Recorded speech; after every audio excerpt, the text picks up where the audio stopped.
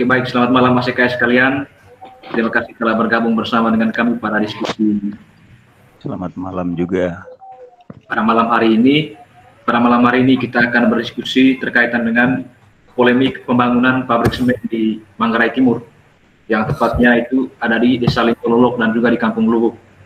Seperti yang telah kita ketahui bersama, bahwa pembangunan pabrik semen tersebut menuai pro dan kontra sampai dengan hari ini. Baik itu pro dan kontra di tataran kalangan akademis, para diaspora maupun para aktivis, maupun juga di kalangan masyarakat yang terdampak oleh pabrik itu sendiri. Nah, malam hari ini kita akan berdiskusi terkaitan dengan polemik tersebut, akan tetapi kita akan lebih menyorot pada aspek hukum dan juga dimensi perizinan dari pembangunan pabrik semen tersebut. Untuk kita ketahui bersama bahwa diskusi ini merupakan diskusi serial yang rencananya akan dilaksanakan beruntun ya, mulai dengan hari ini sampai dengan hari Senin.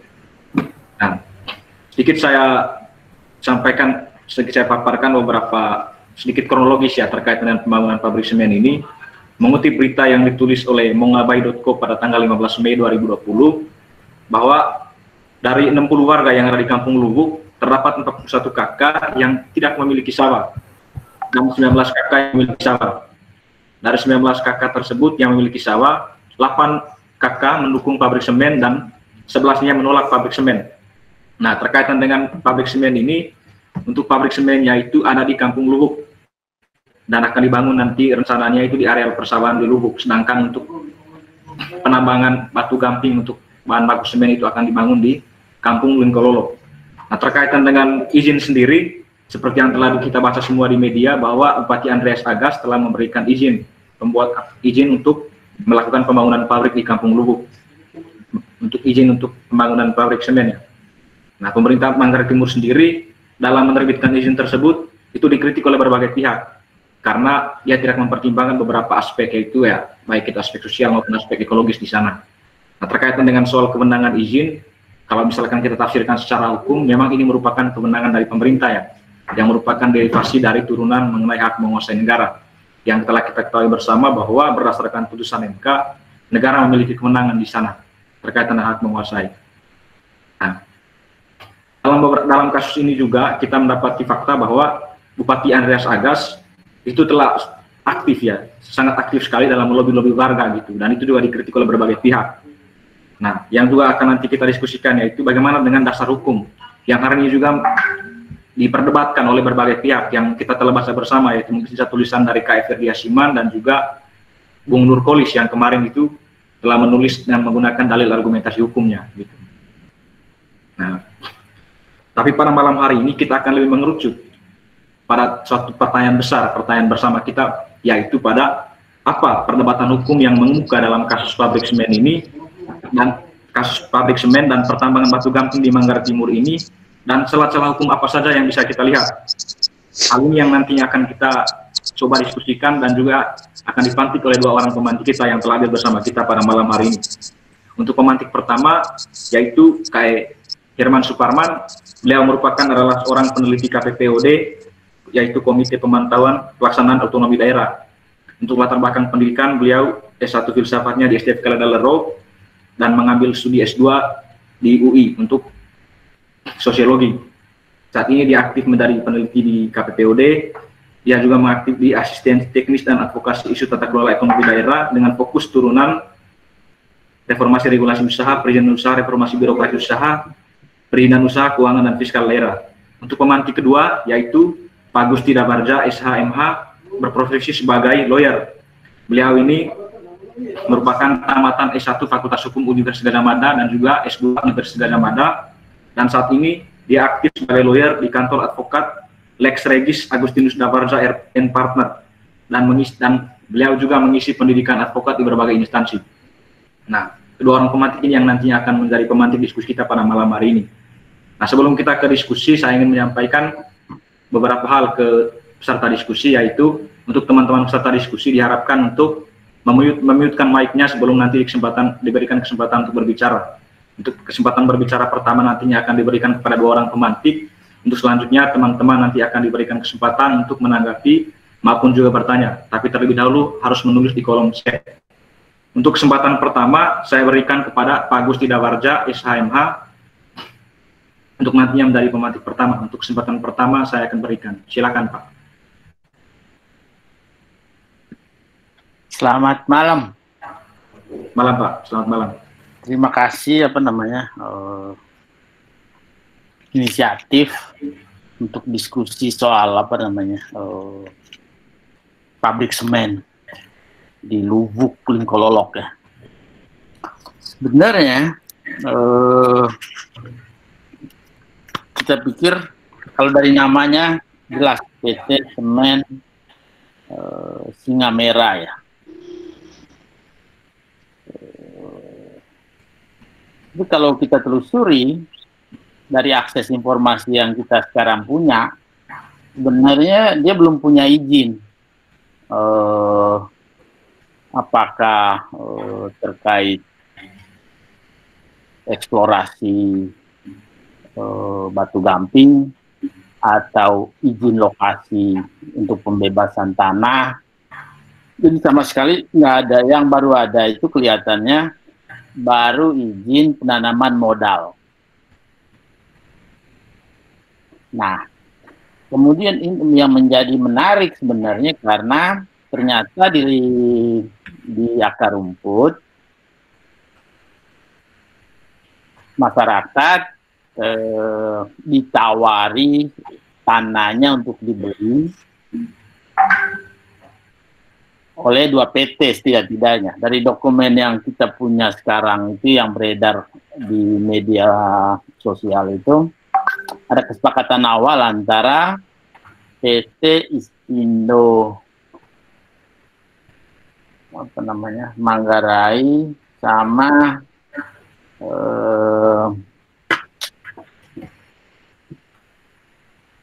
PT Semen Singa Merah. Nah, yang punya izin eksplorasi gamping itu PT Istindo. Oke. Nah, PT Istindo sendiri namanya PT Istindo Mitra Manggarai. PT Istindo Mitra Manggarai sendiri itu dimiliki oleh PT Istindo Mangan Manggarai, yang dulu terkait punya izin eksplorasi mangan di lokasi lain yang dulu beberapa tahun yang lalu saya kira menimbulkan masalah. Jadi saya tidak tahu apakah kesepakatan awal yang beredar yang ditandatangani akhir Maret itu merupakan antisipasi atau kerjasama antara PT Istindo dengan Semen Singa Merah. Karena Semen Singa Merah, at least di SDM kita nggak punya, kita nggak lihat dia punya izin terkait bidang pertambangan. Nah, saya tidak tahu, mungkin nanti rekan Parman mungkin punya data apakah punya izin itu atau tidak. Saya kira sih mungkin itu yang bisa saya sampaikan terkait dengan izinnya ya. Tapi mungkin yang lebih banyak berkembang kemudian orang mengkaji apakah orang-orang di kampung itu mesti pindah dalam bahasa halusnya ya, tapi dalam bahasa kasarnya, apakah memang mereka harus digusur dari tempat kampung di mana mereka selama ini tinggal gitu. Lalu kemudian kita pikir apa memang pilihan pabrik semen itu pilihan yang baik untuk Kabupaten Manggarai, untuk warga-warga di situ. Nah, soal pilihan itu menurut saya perdebatannya itu jangan sampai perdebatannya hanya punya izin atau tidak punya izin gitu. Tapi lebih pada substansi. Ini ada 1.000 warga let's say 300 keluarga, 300 kakak itu kira-kira punya suami, punya istri, punya anak. Jadi kita kalikan 3, kira-kira 1000. Ada 1000 orang di satu titik, dan ada 2 PT di titik yang lain. Kita lihatnya PT itu, ya dia badan hukum, memang badan hukum Indonesia. Tapi tujuan didirikannya itu, dia itu persekutuan modal untuk mencari keuntungan. Di sisi yang lain, di timbangan yang lain, itu ada 1000 orang, bukan cuma soal hak untuk memperoleh manfaat ekonomi, tapi hak layak hidup. Nah, apakah cukup adil? Ada 1000 orang yang kita mesti singkirkan dari kampung, ya.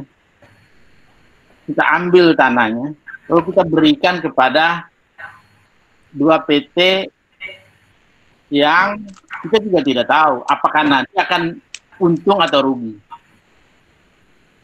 Karena 2 PT itu sendiri tentu dia punya modal, terus dia punya pinjaman, apakah nanti akan profit atau tidak, itu ada banyak pertimbangan di sana. Tetapi ada satu kepastian, ketika pada saat 300 keluarga ini harus disingkirkan, menurut saya rasanya tidak begitu adil, ya. Nah, pertanyaannya adalah di mana posisi pemerintah?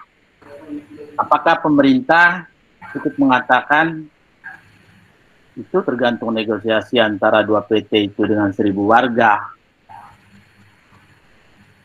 atau si pemerintah harus menjelaskan secara proaktif kepada warga dalam keterbatasan pengetahuan.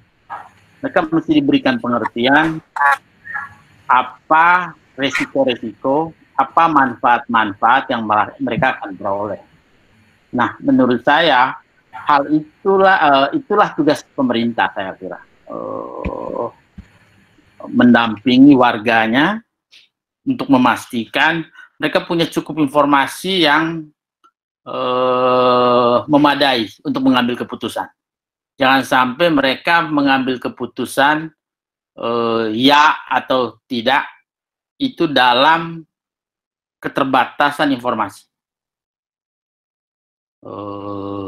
Saya kira untuk pertama kali itu mungkin yang saya bisa sampaikan.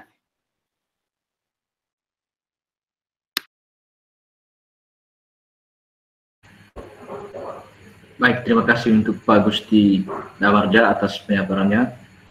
Untuk selanjutnya kita akan ke pemantik kedua, yaitu Abang Herman Suparman. Silakan Abang Herman Suparman, waktu dan kesempatan diberikan. Baik, selamat malam rekan-rekan semua, ya, yang mengatasnamakan diskusi sebagai diskusi generasi muda Manggarai, ya, teman-teman. Baik, pertama-tama saya ucapkan terima kasih kepada teman-teman yang mempercayakan saya dengan senior saya ini, Abang Gusti Dawarja, untuk memantik diskusi kita, ya, terkait dengan apa sih telah hukumnya, kemudian bagaimana dari sisi perizinan usaha, gitu, ya, teman-teman. Kebetulan memang seperti yang sempat diintroduce di awal oleh moderator tadi, bahwa memang selama kurang lebih 4 tahun terakhir saya secara pribadi memang fokus kepada kajian-kajian terkait dengan perizinan usaha, gitu, ya, alur perizinan usaha, gitu. Dan ini juga momennya sangat pas dengan kasus apa yang terjadi di BO Batelabar kita semua, ya, teman-teman semua, gitu, ya. Baik, saya mungkin mulai dari konteks umum dulu, ya, teman-teman, sebelum masuk ke kasus ini, gitu. Pertama, Manggarai Timur ini kan daerah pemekaran, ya. Dan kalau kita bicara pemekaran, ide awal dari dulu, dari generasi memperjuangkan ini adalah ingin mendekatkan negara, gitu, ya, kepada masyarakat, gitu, teman-teman. Gitu. Dan dengan tujuan seperti itu atau idealisme seperti itu, sebenarnya kalau kita baca di konsiderasi Undang-Undang 23 tahun 2014, sangat jelas di sana dikatakan bahwa kalau kita bicara tujuan penyelenggaraan pemerintah daerah itu, tujuan akhirnya atau kiblat akhirnya itu adalah kesejahteraan masyarakat atau kesejahteraan rakyat. Dan untuk mencapai ke sana, undang-undang ini juga dengan tegas mengatakan pemerintah daerah, gitu ya.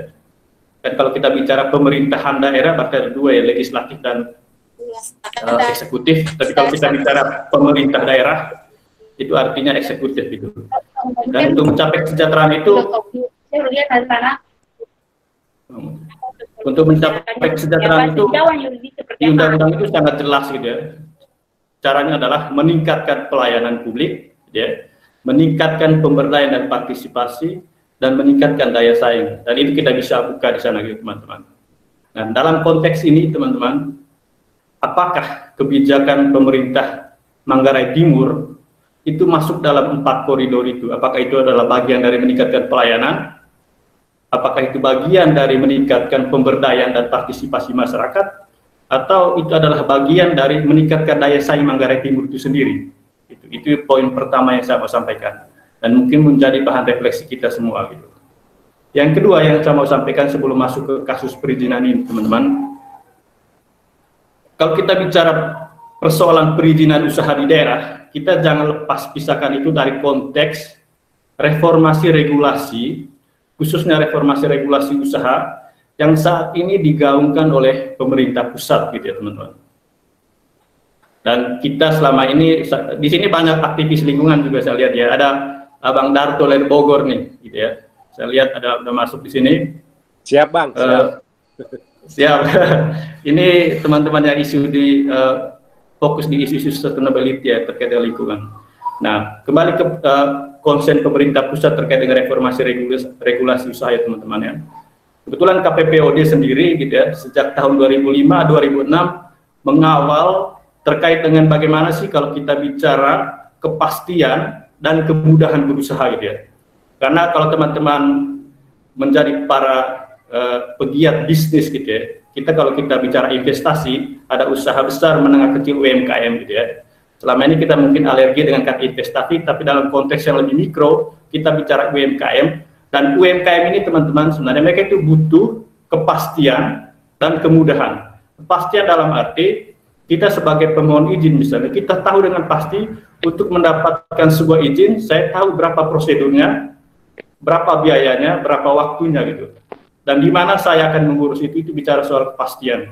Sementara kalau kita bicara kemudahan, dari sisi prosedurnya singkat, dari sisi waktunya, dari sisi prosedurnya sedikit gitu ya. Kemudian dari sisi waktu singkat, kemudian dari sisi biaya itu murah. Dan tidak muncul apa yang kita sebut sebagai unofficial cost gitu ya. Atau istilah yang kita selalu muncul di media adalah pungutan liar. Nah, bagaimana pemerintah Indonesia khususnya pemerintah pusat ingin mencapai tujuan itu, kepastian kemudahan berusaha. Itu sejak tahun 2006 itu ada penggodokan yang saat ini sudah selalu digaungkan adalah Dinas Penanaman Modal Pelayanan Terpadu Satu Pintu. Ya. Dulu teman-teman, sebelum dia naik levelnya dari kantor dulu, badan, kemudian sekarang dinas. Jadi sebelum sampai yang sekarang namanya DPMPTSP itu nanti ada kaitan dengan kasus Manggarai Timur ini, itu dulu namanya unit pelayanan terpadu satu atap gitu ya. Dalam pelayanan terpadu satu atap ini teman-teman, kalau kita bicara izin, kita masyarakat misalnya masyarakat Manggarai Timur ingin mengajukan izin, kita tidak hanya ke satu kantor gitu ya. Kita tidak hanya ke dinas perizinan, tapi dinas perizinan nanti ada berhubungan dengan dinas teknis, yaitu misalnya PU, gitu ya. Kalau bicara IMB, kita akan ke dinas lingkungan hidup, itu bicara izin lingkungan. Kita akan bicara gudang misalnya, tanda daftar gudang itu kita ke dinas perindustrian dan perdagangan misalnya. Itu dulu namanya UPTSA ya, satu atap. Setelah satu atap, muncul yang namanya PTSP teman-teman, pelayanan terpadu satu pintu. Dalam pelayanan terpadu satu pintu, idealnya begini, kita masuk ke satu pintu, membawa semua berkas persyaratan, kita tidak akan dipingpong ke dinas-dinas lain. Tapi di dinas yang sama, di pintu yang sama, kita akan mendapatkan apakah itu IMB, apakah itu izin lingkungan, apakah itu izin usaha industri, apakah itu IUI misalnya, atau IUP gitu ya. Itu konsep pelayanan terpadu satu pintu. Setelah pelayanan terpadu satu pintu, sekarang setelah era PP 18 tahun 2018 itu terkait dengan organisasi perangkat daerah OPD ya, dulu namanya SKPD, sekarang OPD. Semua yang terkait dengan perizinan teman-teman, itu semuanya harus dilimpahkan ke namanya Dinas Penanaman Modal dan Pelayanan Terpadu Satu Pintu. Dulu Badan Penanaman Modal sendiri, kantor perizinan sendiri, sekarang dilebur jadi Dinas Penanaman Modal Pelayanan Terpadu Satu Pintu. Nah, ketika itu dilebur, kalau kita bicara penanaman modal, tadi Kak Gusti sempat singgung bahwa sebenarnya PT itu baru mendapatkan izin penanaman modal. Apa itu izin penanaman modal? Sebenarnya kalau kita lihat dari tahapannya itu baru di izin prinsip atau izin lokasi gitu ya teman-teman. Nah itu evolusi secara birokrasinya gitu.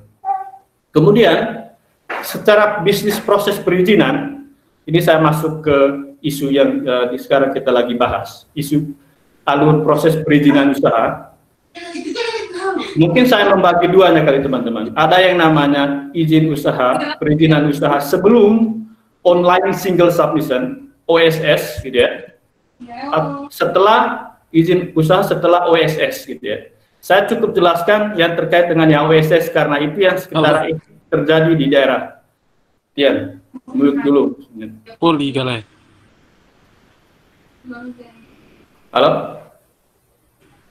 Oke teman-teman, saya lanjut ya, agak ribut dengan Kian Bu itu. Oke, baik, saya jelaskan alur perizinan usaha yang era OSS ini teman-teman. Ketika kita bicara alur perizinan usaha, ya, semua perizinan usaha mulai dari UMKM sampai usaha yang berskala besar, sebenarnya ada 3 tahapan pentingnya. Ada yang namanya fase memulai usaha. Ini kayak Gusti Dawarja pasti tahu baik ya. Fase memulai usaha, kemudian ada fase izin mendirikan bangunan yang OSS mengatakan itu adalah perizinan dasar. Kemudian fase terakhir adalah perizinan sektoral. Dan perizinan sektoral ini kita bicara misalnya izin usaha industri, surat izin usaha perdagangan, tanda daftar usaha pariwisata, TDUP, atau yang izin usaha pertambangan tadi. Nah, saya mulai dari tahapan yang pertama, teman-teman. Dulu, sebelum online single submission ini, saya yakin kalau Dinas Perizinan hadir, mereka pasti paham banget ini ya, soal apa itu OSS. Dulu OSS juga, tapi namanya One Stop Service, itu PTSP dulu. Sekarang online single submission yang ada di bawah kendali BKPM, gitu ya. Nah, mulai dari fase memulai usaha, gitu ya. Di fase memulai usaha, teman-teman, produk keluaran atau output utamanya adalah apa yang kita sebut sebagai NIB, nomor induk berusaha gitu. Dulu untuk memulai usaha, kita harus mengurus SIUP dan TDP, surat izin usaha perdagangan dan tanda daftar perusahaan. Untuk mendapatkan SIUP ini banyak lagi persyaratan-persyaratannya, mulai dari pendirian pembuatan akta PT, mengurus SKDU, surat keterangan domisili usaha, kemudian ada mengurus NPWP badan, tapi sekarang itu semua dikonsentrasikan ke namanya nomor induk berusaha. Di dalam ini semacam KTP, tapi KTP untuk usaha gitu. Kita punya identitas usaha kita. Setelah kita mendapatkan NIB ini, baru kita ke namanya izin usaha, yang di dalamnya ada 3 komitmen utama. 3 komitmen utama itu adalah pertama izin lokasi, yang kedua adalah izin lingkungan, dan yang ketiga adalah IMB dan SLF, teman-teman. Tadi setelah kita punya PT, setelah punya NIB tadi, kita ke tahapan selanjutnya yaitu adalah kita harus mengurus izin lokasi di daerah yang menjadi wilayah administrasi tertentu. Misalnya kasus Semen Manggarai Timur tadi itu ya. Kita ngurus izin lokasi ini ke DPMPTSP Kabupaten Manggarai Timur yang ada di Lehong gitu. Nah, untuk mendapatkan izin lokasi ini, dia harus berkoordinasi dengan Badan Pertanahan Negara di wilayah Manggarai Timur. Karena untuk mengeluarkan izin lokasi ada namanya pertimbangan teknis dari BPN, gitu ya. Yang saya dengar di kasus Manggarai Timur adalah izin lokasinya sudah keluar, gitu ya. Itu yang tadi kayak Gusti katakan bahwa itu adalah izin penanaman modal. Karena ini adalah izin paling pertama di mana seorang pelaku usaha, sebuah badan usaha mendapatkan hak atas sebuah lahan, gitu teman-teman. Kalau misalnya izin lokasi terkait dengan pabrik dan tambang di Manggarai Timur tadi sudah dikeluarkan, artinya dia sudah punya pegangan hukum, basis hukum terkait dengan lokasi di mana dia nanti akan mendirikan usahanya, apakah itu pabrik, apakah itu tambang atau usaha-usaha yang lain gitu. Nah, setelah dapat izin lokasi itu di kabupaten gitu ya, dia ngurus namanya izin lingkungan.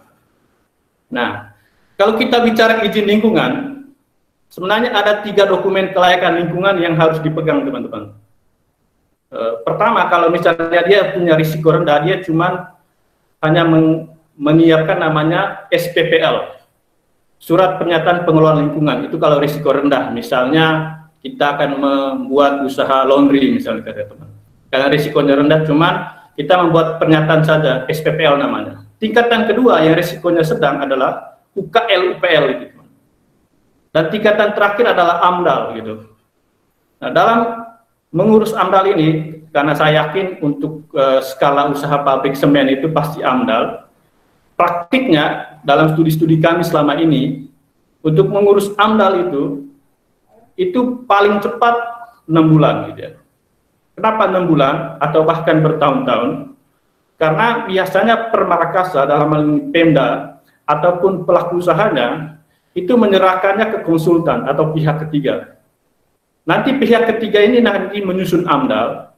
Dalam proses penyusunan AMDAL ini, kalau teman-teman baca di Undang-Undang Lingkungan Hidup atau Undang-Undang Penanaman Modal, Undang-Undang 25 tahun 2007 misalnya, gitu ya.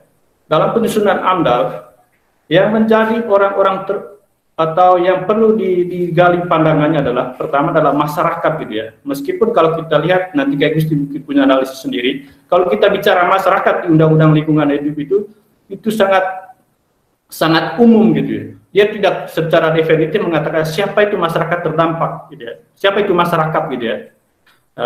Kalau kita baca Omnibus Law sekarang, dia sekarang lebih mensimplifikasinya ke namanya masyarakat terdampak, tapi belum jelas juga siapa masyarakat terdampak gitu ya. Nah, celah ini teman-teman, ini yang selalu dipakai oleh pihak ketiga untuk mengundang masyarakat-masyarakat yang dalam tanda kutip pro dengan usahanya gitu. Sehingga dalam catatan kami di KPPOD misalnya, harus jelas siapa itu masyarakat terdampak, apakah terdampak langsung dalam hal ini yang berada di lingkar kegiatan itu, dan juga yang tidak langsung, karena kalau kita bicara pabrik semen atau tambang, itu tidak hanya berdampak terhadap masyarakat di lingkar tambang atau di lingkar pabrik itu kalau bicara dampak kan bicara tentang kesehatan, bicara tentang apalagi kalau ada air yang mengalir sampai laut, itu bicara tentang nelayan. Kalau kita bicara udara itu tidak hanya terkait dengan masyarakat di lingkar tambang, tetapi juga mungkin secara dampak eksternalitasnya itu bisa lintas kabupaten kota gitu. Nah, dalam proses penyusunan AMDAL tadi, itu yang disebut sebagai dokumen kelayakan lingkungan hidup. Nanti dokumen ini kalau sudah fix di tangan penyusun, itu akan dibawa ke kabupaten, ke dinas perizinan. Kalau dulu kan ke sektoral ya, saya kurang tahu di Manggarai Timur apakah masih pakai dinas lingkungan hidup gitu. Tapi kalau pakai rezim sekarang, seharusnya sudah dilimpahkan ke DPMP-TSP gitu. Nah, dokumen AMDAL atau rancangan AMDAL tadi itu akan dinilai oleh komisi AMDAL gitu ya.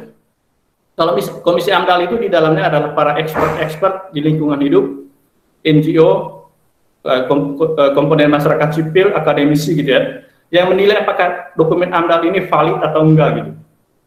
Itu dibentuk oleh kabupaten kota gitu. Nah, setelah mereka mengatakan ini sudah pas, baru si pelaku usaha akan mendapatkan izin lingkungan. Setelah dia mendapatkan izin lingkungan, baru ke tahapan berikutnya kan IMB dan SLF gitu ya. Untuk mendirikan bangunan kita harus mengantung IMB gitu ya. Nah, kalau misalnya si pelaku usaha sudah mengantongi izin usaha, izin lokasi, izin lingkungan, dan IMB gitu ya, itu baru dia masuk ke izin usaha sektoral. Dan kalau kita bicara pertambangan adalah berarti izin usaha pertambangan IP ya. Saya kurang terlalu tahu teknis, tapi itu adalah undang-undang izin sektoral gitu. Jadi setelah kita ngurus izin lokasi, izin lingkungan, dan IMB, dan itu adalah kewenangan di pemerintah kabupaten, baru dia mengurus izin selanjutnya yaitu izin usaha pertambangan gitu. Dan kalau kita bicara izin usaha pertambangan, kalau itu PM penanaman modal dalam asing kan pasti ke provinsi gitu. Tapi kalau kita bicara itu adalah penanaman modal luar negeri, pasti ke BKPM gitu ya, ke lembaga OSS yang ada di BKPM, teman-teman. Nah, itu alur perizinannya gitu. Nah, apakah kasus Manggarai Timur sekarang itu ada di tahapan yang mana gitu? di tahapan yang izin lokasi itu menuju izin lingkungan, atau di tahapan yang mana gitu. Itu yang pertama. Yang kedua, kalau kita lihat semangat reformasi perizinan usaha mulai dari pusat, teman-teman, ada 3 komponen utama yang harus dilihat gitu. Pertama, regulasinya, yang kedua adalah birokrasinya, dan yang ketiga adalah platform layanannya. Kalau kita bicara regulasi berarti bicara undang-undang peraturan daerah gitu ya. Kalau kita birokrasi berarti instansi yang menangani pelayanan perizinan, dan dalam konteks daerah saat ini kalau kita lihat di PP 18 terkait dengan OPD itu menjadi kewenangan Dinas Penanaman Modal dan Pelayanan Terpadu Satu Pintu. Itu bicara birokrasinya. Dan kalau kita bicara layanannya, platform layanannya, sekarang eranya sistem online ya teman-teman. Saya ngecek di DPMP TSP-nya Kabupaten Manggarai Timur, saya kira kurang smart ya. Itu yang smart itu bisa tektok antar kita pelayan izin, pemohon izin dengan dinasnya gitu, dengan sistemnya itu.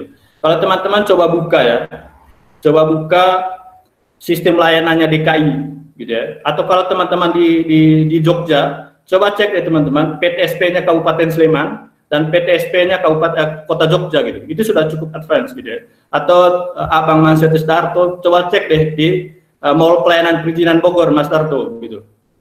Jadi kalau kita lihat platform layanan online itu teman-teman, kita masyarakat bisa ngecek gitu ya, sudah sejauh mana perizinan saya, dan itu sangat transparan, akuntabel gitu.